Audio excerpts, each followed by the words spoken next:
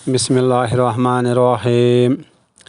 अल्लाह को याद करना, उसको पुकारना, उसकी रहमत को पुकारना है, रहमान को पुकारना है, रहीम को पुकारना है, सत्तार व गफ़ार को पुकारना है। किसी ने क़हार को नहीं पुकारा, हालांकि ये अल्लाह ही की सिफत है। हम उस सिफत को पुकारते हैं जिससे हमें वास्ता है।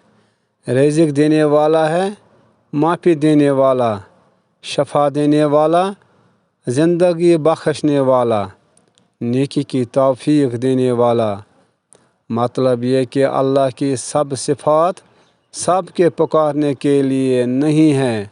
अल्लाह से इज़्ज़त मांगो और इज़्ज़त हासिल करने के आमाल का इल्म मांगो। हम खैर के काफ़िले में हैं, हमारी आक़िबत खैर वालों के साथ है। अल्लाह के महबूब सल्लल्लाहु अलैहि वसल्लम से मोहब्बत रखने वालों के साथ है। मुखालिफीन दीन की आक़िबत और उनके अंजाम के बारे में अल्लाह जाने और अल्लाह का पैगाम। दोज़ख की आग को कैसे इंसानों का इंतज़ार है, कम अज़ कम मुसलमानों का नहीं।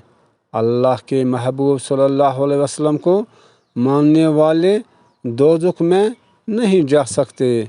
वमा अलैना इल्लल बलाग।